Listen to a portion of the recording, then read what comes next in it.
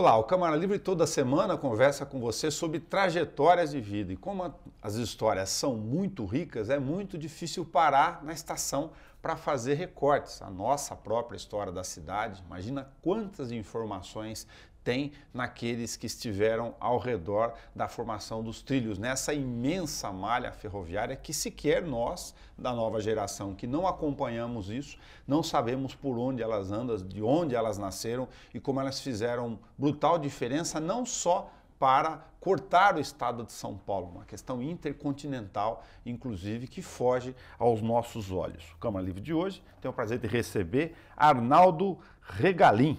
Quem chamar de Arnaldo Regalim não vai saber ou pode não identificar que é o Nardão do Triagem. Muito obrigado por atender o nosso convite, Nardão. Eu é que agradeço ter uma oportunidade de falar de um tema que eu gosto muito. A imagem afetiva de infância sua, inevitavelmente está ligada com o próprio cordão umbilical, que é a palavra triagem. Quando você pensa lá no menino, que imagem lhe vem à cabeça assim de bate-pronto? Em alguma fase da infância?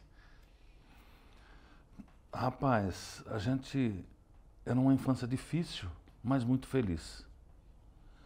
Tá? Todo mundo que viveu na colônia de Triagem, que era a colônia que vinha acompanhando a ferrovia conforme ela vinha vindo para o interior, era uma colônia desmontável, viu? Ela veio de Tirapina, veio para Pederneiras e depois, quando houve aqui, a transferência da Bitola Larga para Bauru, ela veio para Bauru em 1942. Minha família veio acompanhando isso.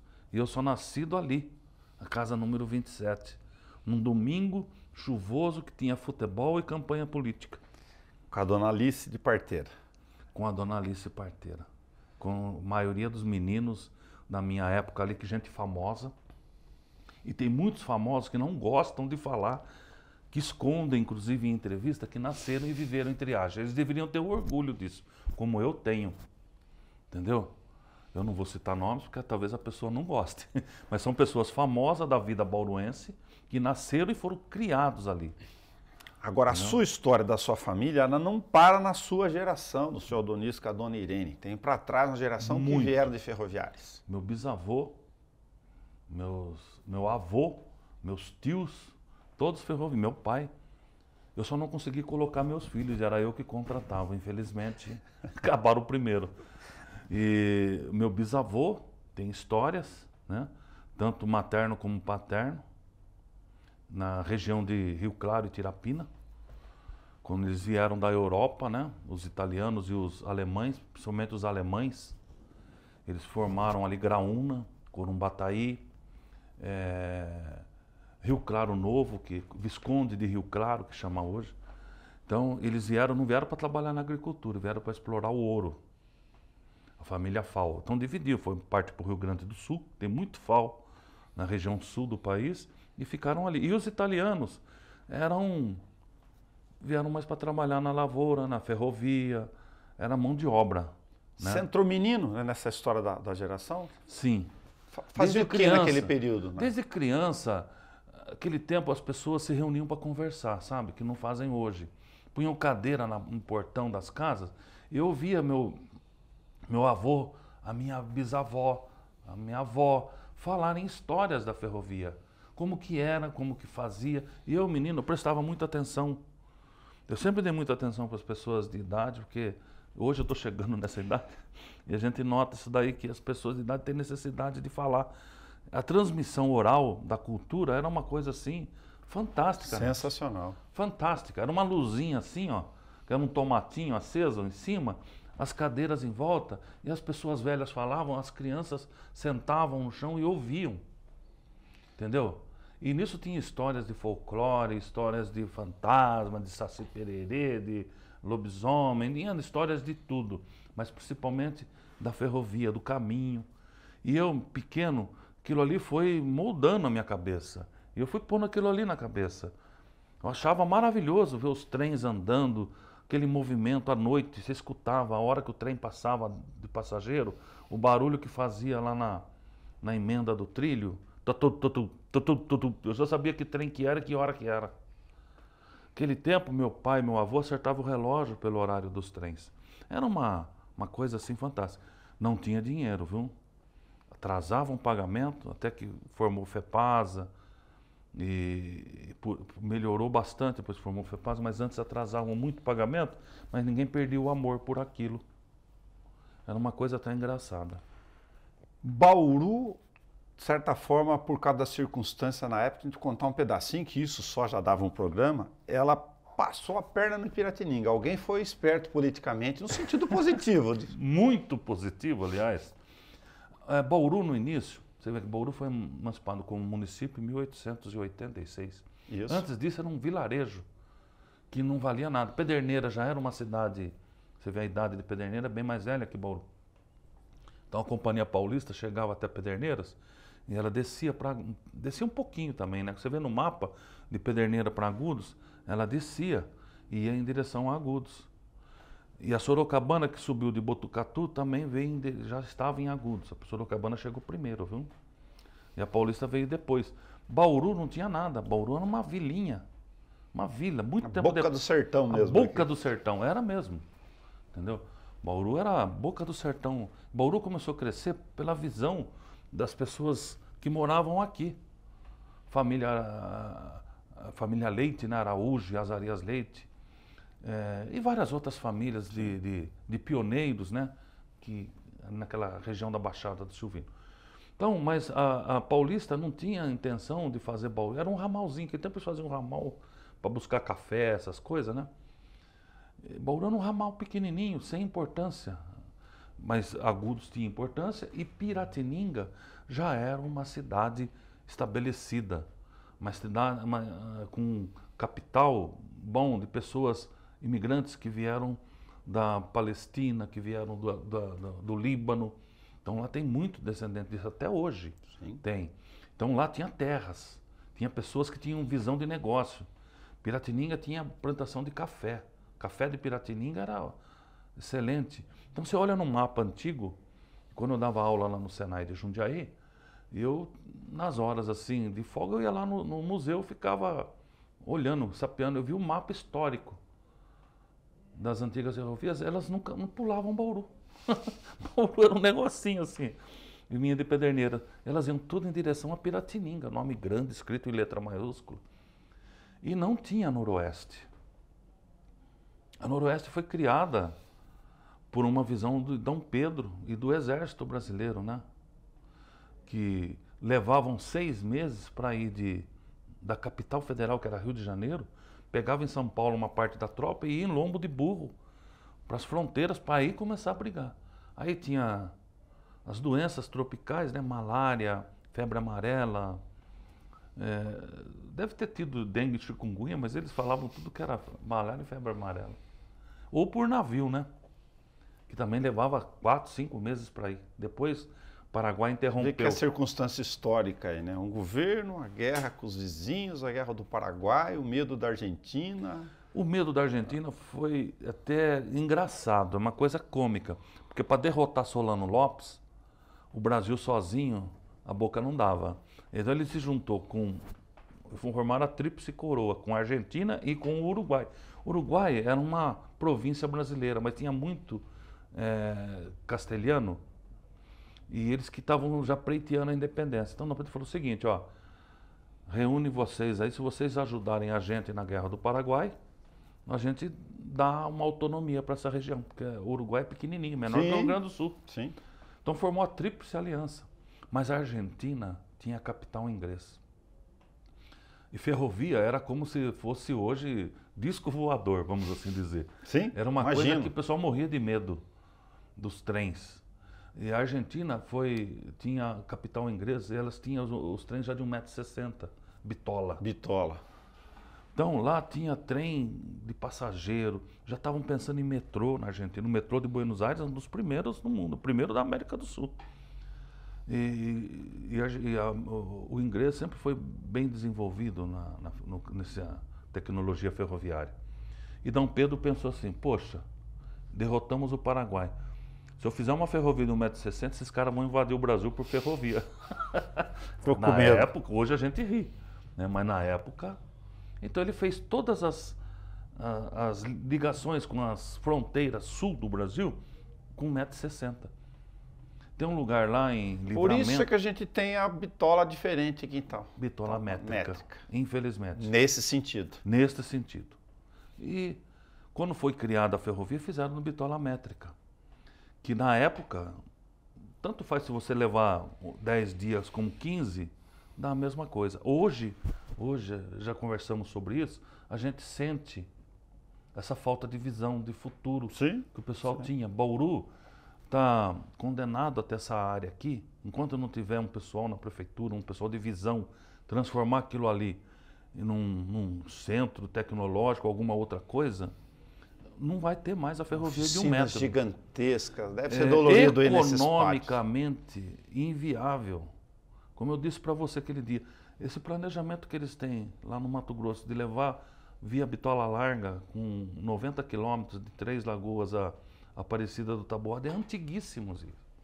Mas isso vale um parêntese importante. Mesmo a gente vai e vem na história, não tem problema. Hoje o pessoal está falando, como a gente falou, é só fazer um recorte. Ah, a Malha Paulista, os caras da Singapura, China, o pessoal da JEF e tal, quer botar 5 bilhões lá, aí o governo vem, a ANTT, a Agência Nacional de Transportes Terrestres, falou, ó, 1.600 e poucos quilômetros, Corumbá, Mairim, que passa por Bauru, 18 bilhões. Falou, ó, pera lá, eu já tenho uma outra operando, por que eu vou botar tanto dinheiro nessa?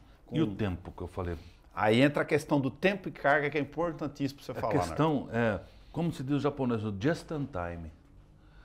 Por que o Japão é o que é hoje? Porque lá eles trabalham coordenado, just in time. Desde lá quem produz o aço, o ferro, até lá na indústria, que faz os carros, faz os aviões, faz tudo lá. Então o Brasil está começando a despertar para isso agora. Entendeu? O que é o just in time? É o tempo certo.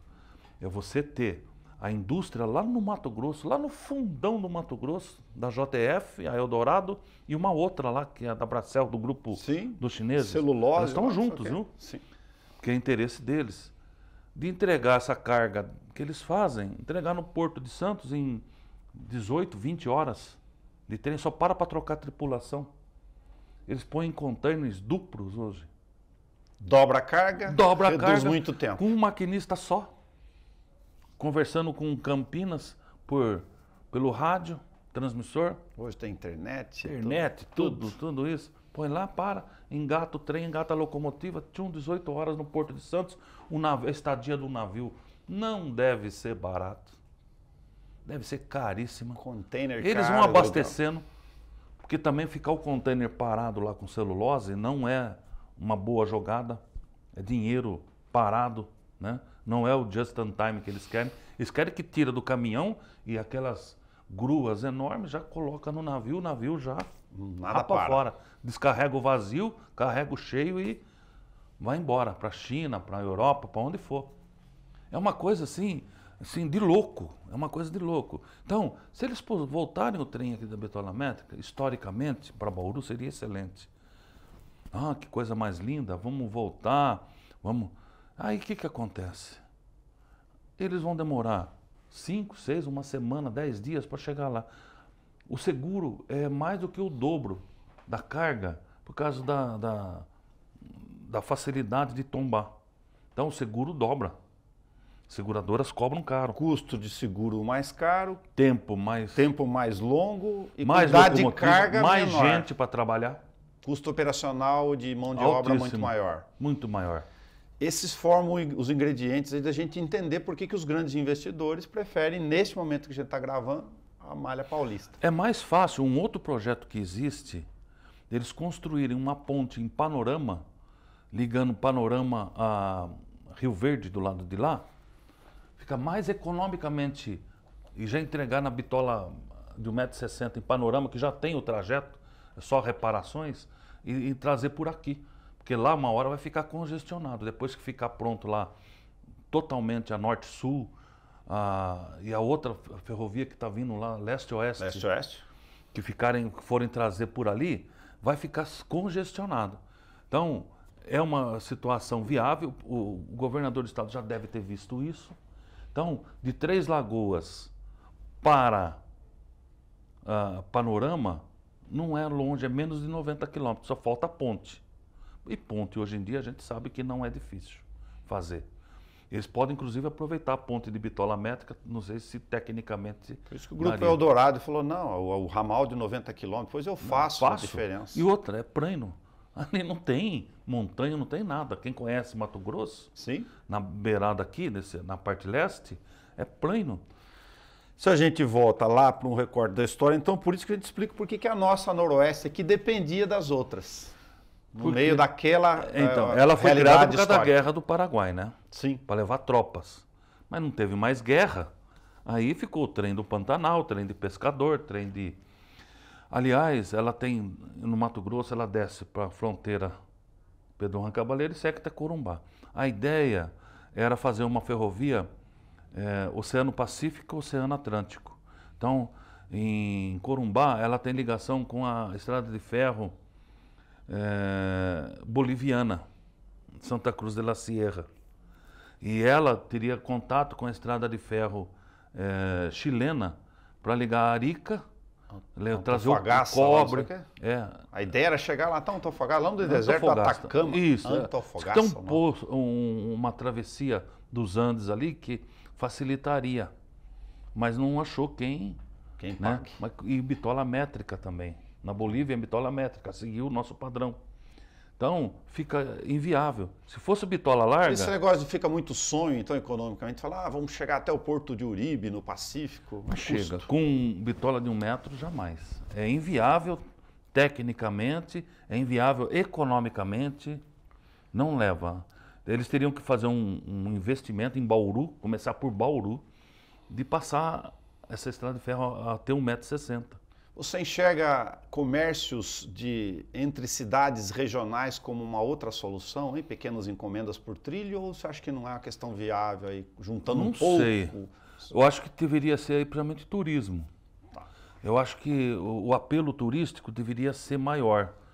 Bauru hoje conta com um aeroporto estrategicamente montado que poderia dar um suporte para isso, mas teria que ter pessoas interessadas. Se você tem um trem saindo de Bauru, por exemplo, parando lá na barranca do Rio Paraná, para pescadores, para turistas, hotéis investindo. O trem da Noroeste, o trajeto dela no Pantanal é muito bonito. Eu já fiz essa viagem 2 vezes. É muito bonito. Ela passa em Aquidauana, do lado da serra, vai acompanhando o rio Aquidauana. É uma coisa bonita de ver. Economicamente não é. Muita curva, né? O trem gosta de bitola larga e linha reta para o tempo. Então, mas economicamente, poderia levar turista para lá. Turista europeu vem para cá para ver coisas diferentes. Eles adoram. Por exemplo, vamos descer em Bauru. Capacidade hoteleira bom, monta num trem com dormitórios, com restaurante. Eles pagam por isso, né? Venderia pacotes. E não é de avião. Podia ir com avião já direto para Campo Grande, mas eles não querem isso. Eles querem viver essa aventura de trem. Como a Índia explora muito isso hoje. Sim. A Índia explora as ferrovias que foram dadas como sucateada. Hoje eles exploram economicamente viável, com vagões de luxo, um luxo, uma coisa assim fantástica. Restaurantes dentro dos vagões, tudo turístico. E poderia pegar em várias cidades aqui da região, como você falou, turismo regional. Junta Bauru, Araçatuba, Lins, cidades boas, cidades prósperas, Andradina. Cidades boas, Três Lagoas, cidades boas. Ó, vamos lá para o Pantanal, está na época da chuva, né? Vamos ver os animais, os bichos parados em tal lugar. Hotel, aquele lá em Miranda, pô, né? Vamos lá em Miranda. Não, vai pegar um avião, descer lá, não vai ver nada. Então vai curtindo, né? Deixa eu fazer um recorte com você aqui, essa história riquíssima. Eu vou pular lá na frente. O que você foi fazer na Barra Funda, em São Paulo, em 85? Eu era instrutor de locomotiva, que eu gostava muito. A minha paixão era locomotivas, parte elétrica, o funcionamento e a parte operacional. Todas as locomotivas. Sua etapa jovem aqui foi operacional, então, de aprender sobre tudo. Sim. Eu, como dizia o pessoal da Jopema que eu trabalhei lá, eu era o homem do trem. Tinha barulho de trem na cabeça, né? Tá. O apelido lá era o homem do trem. Quando chamava um funcionário para conversar, o homem do trem quer falar com você. Já sabia. Então tinha barulho de trem na cabeça. Então eu prestei um concurso interno, aquele tempo, nos anos 80, era tudo por concurso. E eu passei, né? E fui trabalhar na Barra Funda, de Bauru. Nunca tinha ido em São Paulo, pra você ter uma ideia, o choque que foi aquela tarde daquela garoa. Eu não tinha, ficava num hotel lá. Você chegou em 85, eu cheguei em 87 e levei o mesmo choque. Saí de Itaberá, no meio do mato, caí lá, o que eu vou fazer? E chegando em São Paulo, você vê aquele mundaréu de prédio, eu falei, meu Deus, o que eu tô fazendo aqui? Largar meus menininhos lá, tudo criança, tudo chorando no portão de casa. Você já estava casado aqui? Já tinha os filhos. Tinha os filhos já? Filho pequeno, morava lá no Jardim Dourado. Pegava o trem da noite, com a malinha, ia no dormitório, pelo menos isso a gente tinha, né? Sim. Fui lá, assumi no final de 84 para 85, fiquei 85, fiquei um ano e pouco, montei vários cursos, o Centro de Treinamento de Campinas comecei a desenvolver, recebíamos pessoas de vários países para vir conhecer. Fui muito elogiado por fazer o centro técnico. Nem a Vale do Rio Doce tinha um centro técnico operacional que a ferrovia tinha em Campinas, com dinheiro do Senai. O Senai investiu muito, gostou do projeto que eu fiz. E nós fizemos dentro da oficininha lá de Campinas, num canto lá, reformamos, ficou muito bonito. Aí já entrou a parte da diesel, parte de freio, ficou uma coisa muito bonita.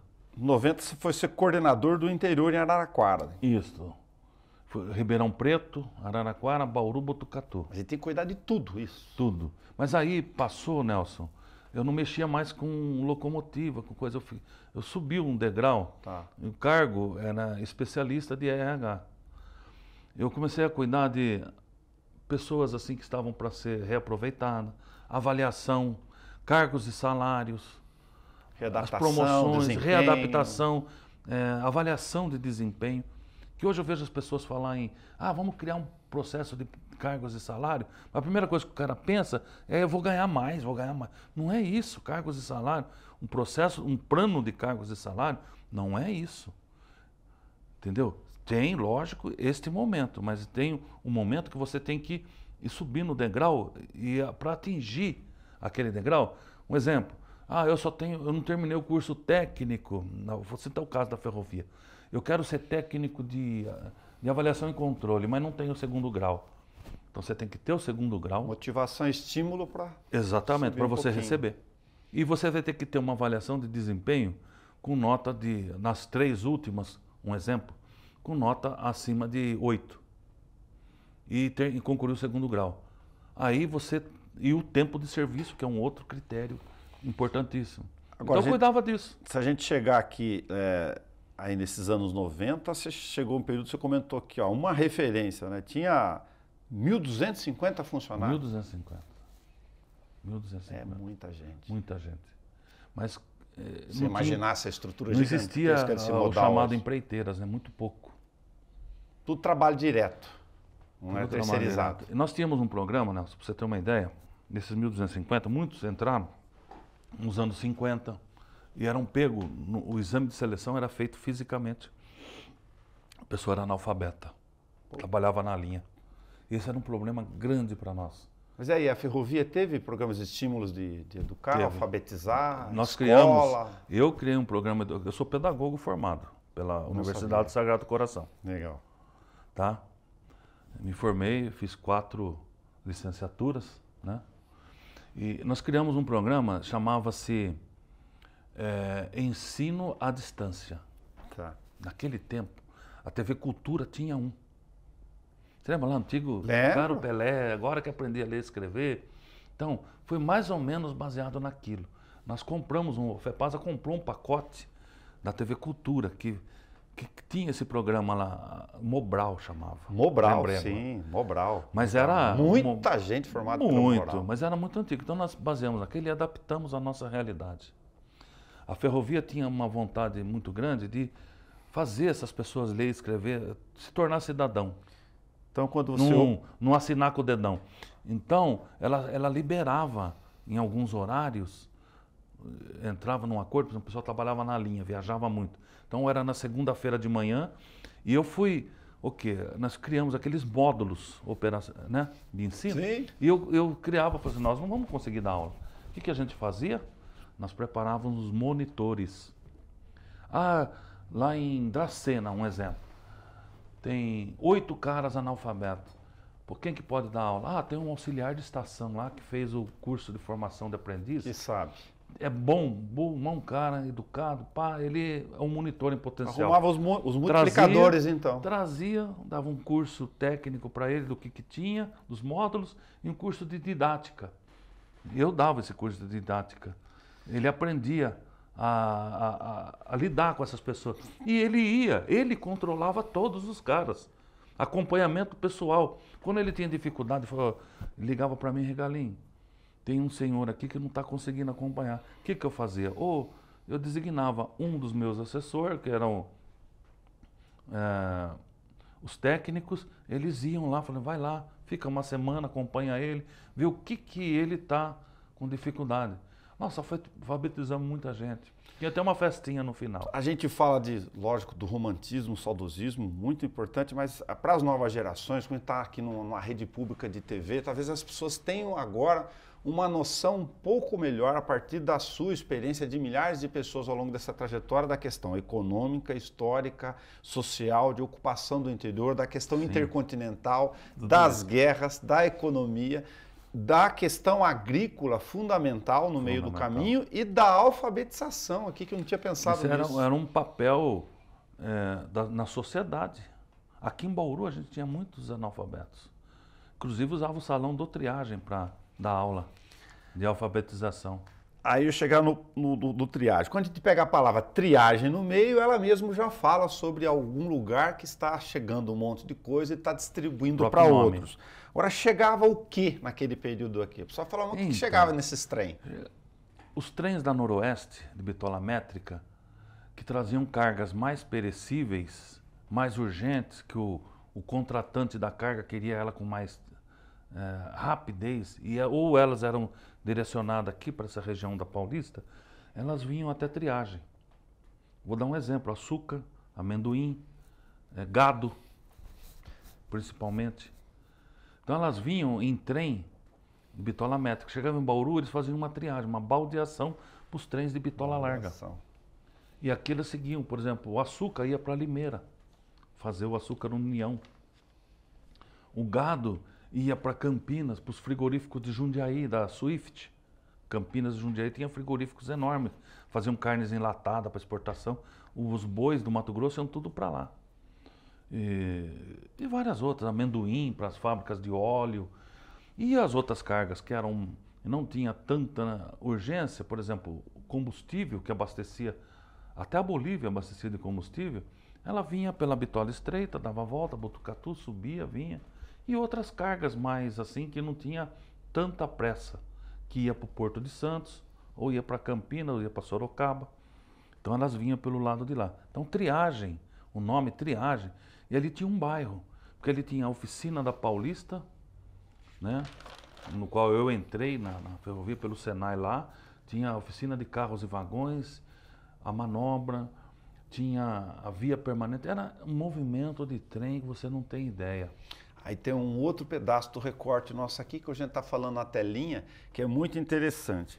Hoje o pessoal vê aquele campão lá, né? Aqueles bandos de bicudão que vai lá de quarta-feira para dar... De sábado também. Para dar chutão e a turma de sim. sábado briga pela bola que saiu para escanteio, né? E enche o saco do outro, que é uma maravilha. Mas nos anos 50, como se sabe, Bauru pioneiro em TV, a TV veio depois, né? Nos anos 60 no Brasil, até 50 nem Volkswagen tinha aqui. Sim, verdade.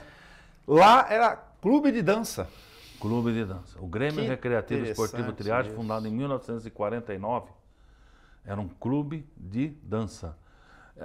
Nos anos 50, Nelson, você sabe bem que você é da área, o clube de dança, a dança de salão, era uma coisa assim, é uma febre. Não tinha televisão, Nelson. Meu pai era cantor crooner, por isso que crooner, botou o Nelson Gonçalves. Eu aprendi a dançar bolero porque eu peguei, foi o último dos filhos. Meu tio falava assim, Nardo, a gente dançava Fox. Poxa. Falei, tio, eu nem sei o que é isso. Fox é canal de TV. Eu falei, não, é uma dança de salão. O salão lá era madeira. Então era um clube de dança. E tinha o Paulista. Lisinho, passava, lisinho. Estrava sapato. Eles punham até um negócio amarelo assim. Sim. E eu não entrava, eles não deixavam uma entrar. cera porque pra poder- Criança não entrava não, viu? O juizado de menor não deixava não. Eu ficava espiando pela janela. Que legal. Eu tinha o Esporte Clube Paulista, que era chique em Bauru. Também salão de dança, tudo, mas era um clube É pra mais cima da elite. arquibancada, ali onde a gente vê o campo que a turma joga no salão triagem pra era. sede? Qualquer hora eu vou mostrar a foto. É onde que tem o salão que o Edson administra pra gente, Tá, que aluga, era ali. É um salão que ficou muito velho também, né? entendi. E ele veio acompanhando a colônia, em 1942 ele foi construído. Que legal. Aí o Triagem encampou o futebol, porque acabou, o Ferroviário era ali no Jardim Santana, um campo até bonito, gramado, aí fizeram o Jardim Santana, iam começar a construir um bairro e acabou o Ferroviário. TV tirou as Discordou. pessoas dos encontros sociais, foi mudando, teve que o salão, a Encampar dança o assumiu futebol. o futebol. Exatamente. O pessoal que tinha era do clube de dança, para o pessoal não ficar sem atividade de domingo, de manhã, sábado à tarde. Agora tem uns nomes aqui que a gente não pode parar de passar. O time Tração tinha uma turminha Então, o de Tração 57. foi um time que saiu entre o Ferroviário e o Triagem. Foi uma tentativa de formar um time, né? Mas durou 3 anos. Antes, nos anos 40, só para registrar, Sim. o time da Companhia Paulista. Era o Paulista, Esporte Clube Paulista. Tá. Tudo bem, aí o Ferroviário Aí veio o morreu Ferroviário, também. que unia todo mundo, a turma de triagem e a turma da administração aqui da Paulista. Aí formaram o Esporte Clube Paulista.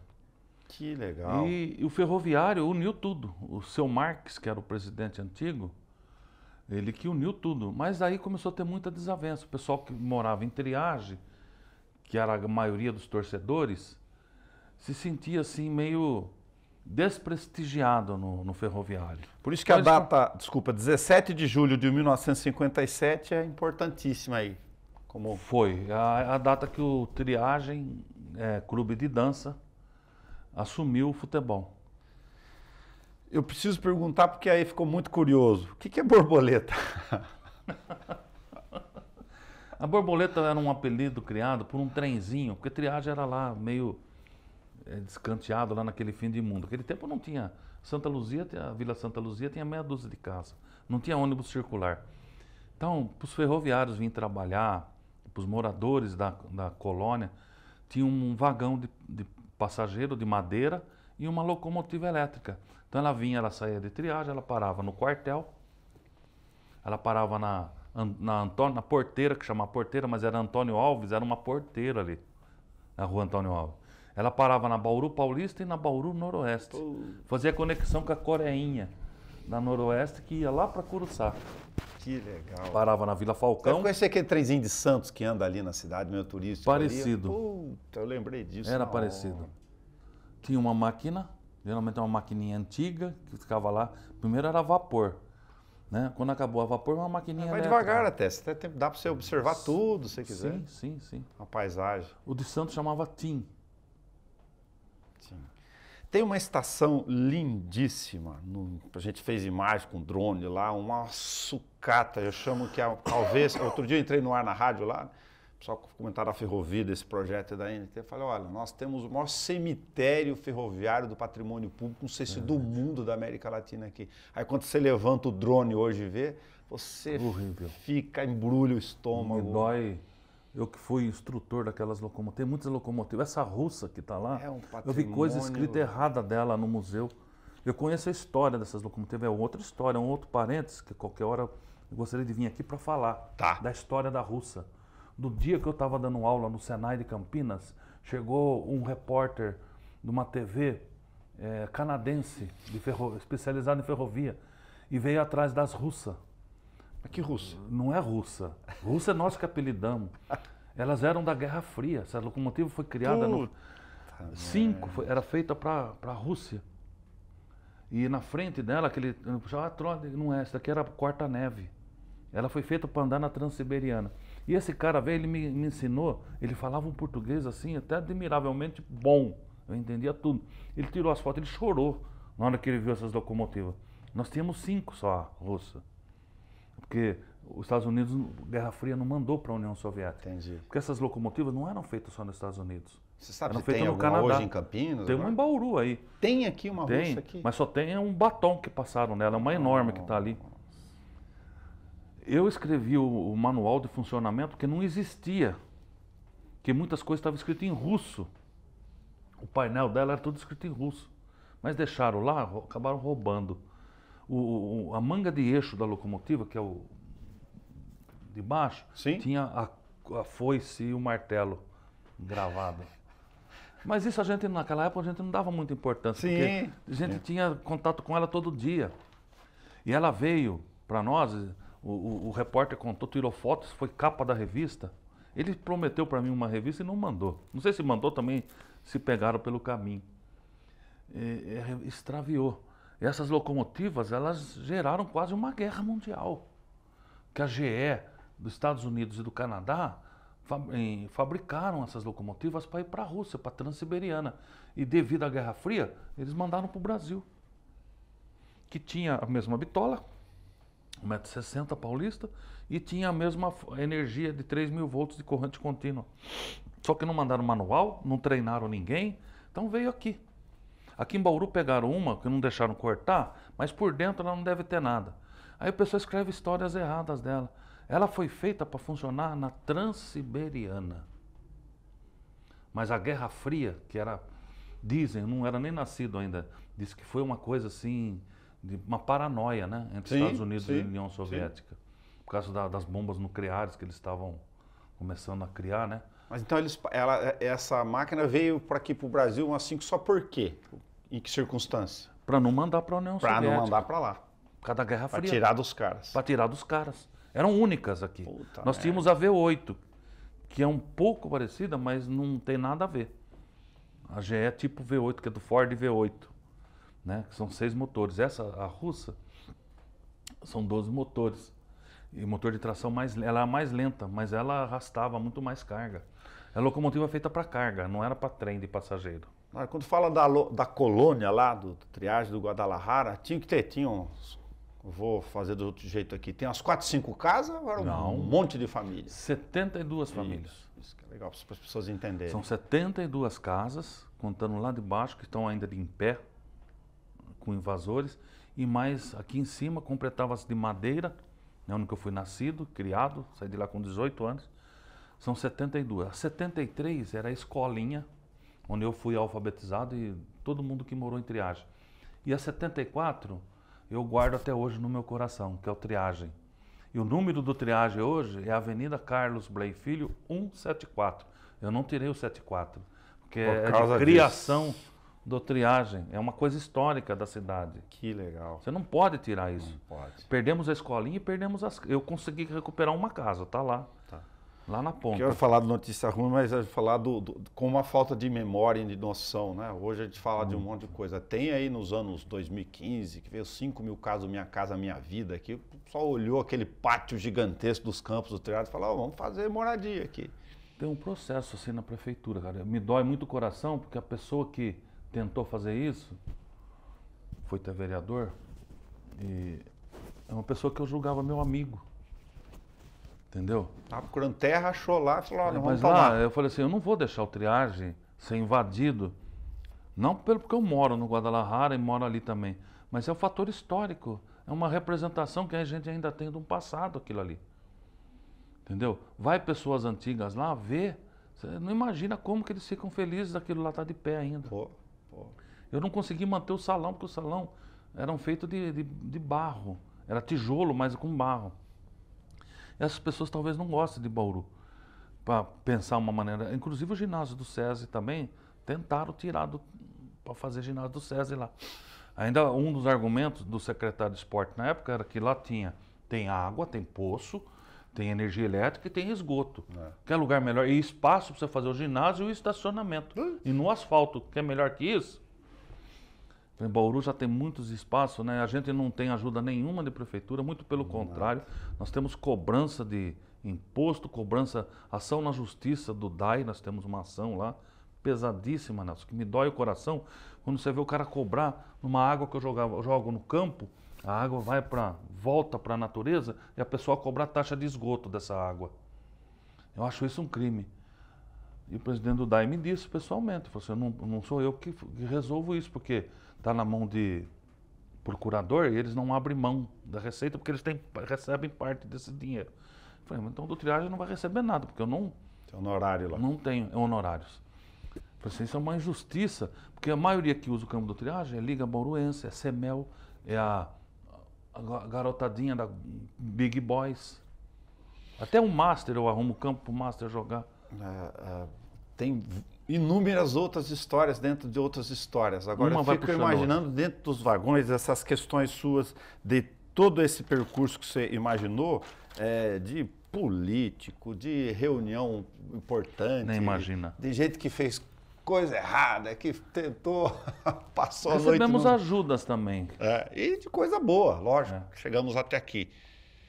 Recebemos ajuda para construir arquibancada. Nós fizemos um convênio com a Câmara. Na época, o Faria Neto encaminhou, e um amigo meu engenheiro, o Fraga, fez um projetinho, quantidade de tijolo, quantidade de pedra areia. A prefeitura, a Câmara aprovou, nós temos o projetinho aprovado, aprovou o envio do material e o triagem entrou com a mão de obra. Eu não tinha dinheiro para mão de obra, nós não tínhamos, a gente estava nessa luta. Sim. Eu pegava o pessoal lá da usina, os empregados saíam às 4 da tarde. O que eu conseguia com os amigos é o seguinte, todo dia eles iam, levantavam um degrau por dia. Uma caixa de cerveja e 2 garrafões de pinga e 5 quilos de linguiça. Um degrau por dia, Nelson. 10 degraus. Uns quilos de linguiça 2 meses eles fizeram para mim lá. E ficavam pedindo mais, hein? Oh, acabou, não tem mais. Não posso deixar de registrar que no final dos anos 80 a gente fala da força do maior campeonato de futebol amador regional, de várzea, talvez do país, né? Nos tempos áureos e tal. Agora, 97, 99, levar o time à final de um campeonato estadual, através da triagem. Para quem mexe com o time, rodou, eu já brinquei aqui com ressaca, fui me meter a ser diretor, eu sei o quanto que dá trabalho. Nelson, foi uma aventura, cara. 2 anos, era um sonho que eu tinha, que quando eu era mais jovem eu via o Parquinho tentou, o Sambra tentou, chegou ao vice-campeonato, o Sambra. O Cruzeiro da Protege tentou. O Nacional conseguiu lá no estádio nosso. Todo mundo que decidiu no Mirante conseguiu, o estádio lá abençoado.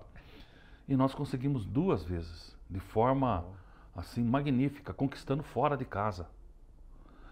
Em 87 nós formamos um time que Bauru fazia 52 anos que não tinha campeão estadual, campeão da federação. O último tinha sido o Baque e o Dondinho fez 2 gols aqui em Bauru contra o Santo Amaro. O seu Walter Policy, finado, viu o jogo, era goleiro do Baque na época, contou toda a história para mim. Ele falou, você não sabe a conquista que vocês fizeram, o valor histórico disso para Bauru. Que eu legal. falei, não sei, porque ninguém ajuda de ninguém, não tivemos nada. Quem podia complicar, complicava pra gente, entendeu? Uma hora eu vou falar para você o que a gente tinha que pagar de taxa para ter segurança particular e polícia militar e ambulância no campo. Que eram exigências.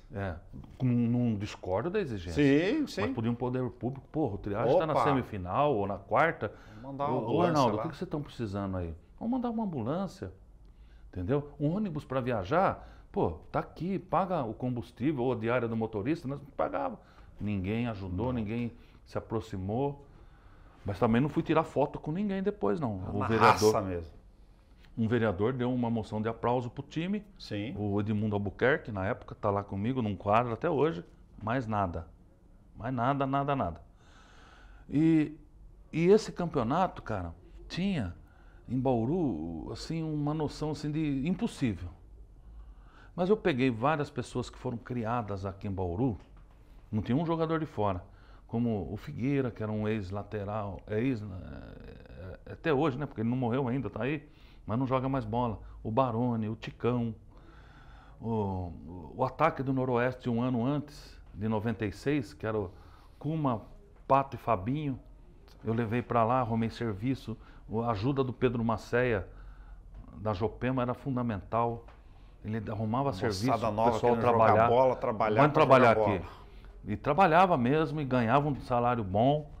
Os que não precisavam, eu arrumei serviço na ferrovia, para um goleiro. Como a Ferrovia, dois, só para as três. pessoas lembrarem, né? Como registro, trouxe Dondinho, não sei o que, para cá. A história nos trouxe o Pelé porque era emprego, futebol E Ferrovia. Ferrovia.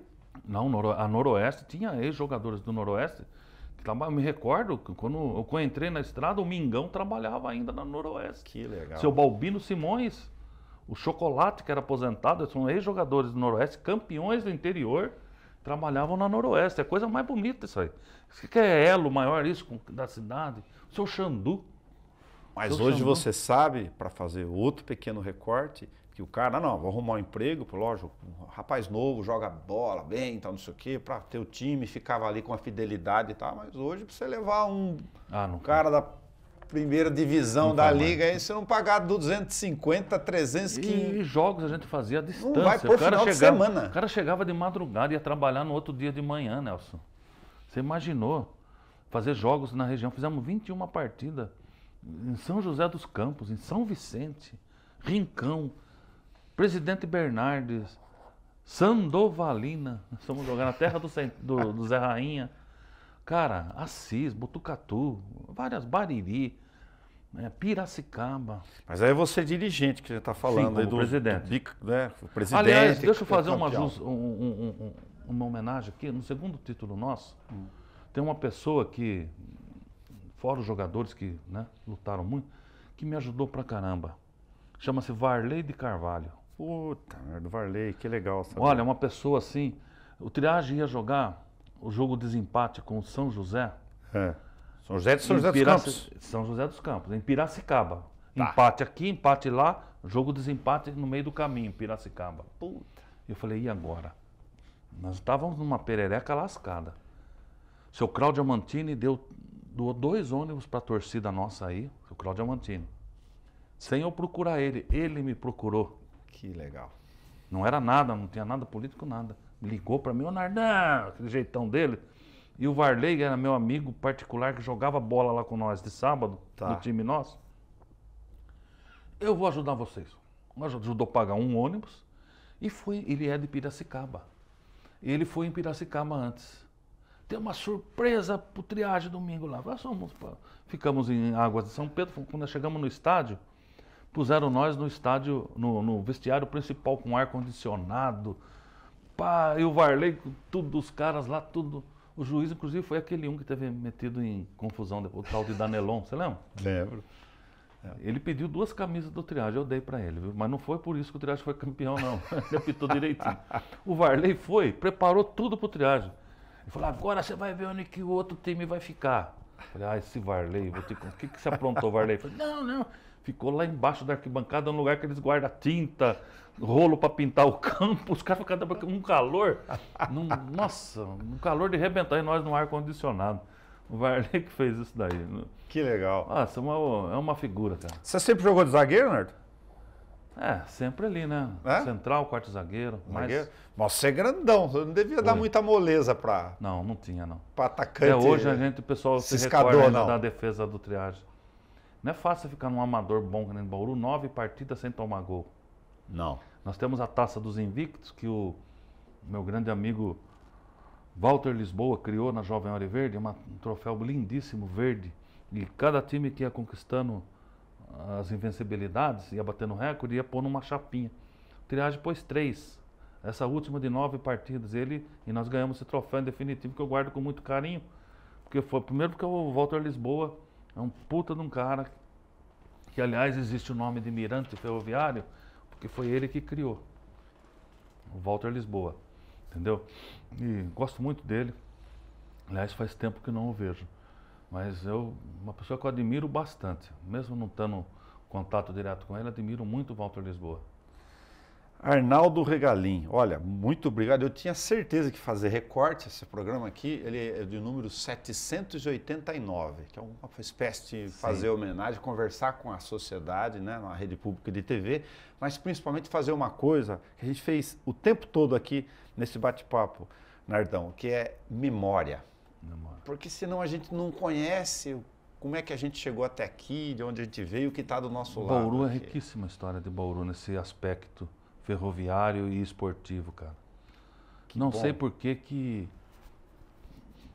que chega a um abandono, que tal. Fico até triste de ver as pessoas não cuidando da memória da nossa cidade, das coisas que a gente está aí. Depois, um dia que não tiver mais, por que lá atrás, vocês da geração, não cuidaram disso para os nossos filhos, nossos netos? Vai ficar isso daí, cara. Muito obrigado ao filho do seu Adonis, com a dona Irene, ter conversado um pouquinho conosco. Eu que agradeço. Estamos à disposição. Agora você já sabe qual era o tempo do Mobral, da turma que era alfabetizado na história da ferrovia. Você ensino não à distância. pensa só do ensino à distância e das histórias dos dormentes aqui. Você vê que dormindo no ponto não tinha ninguém nada. E conhece o que é uma borboleta até 1975. Até o nosso próximo Câmara Livre.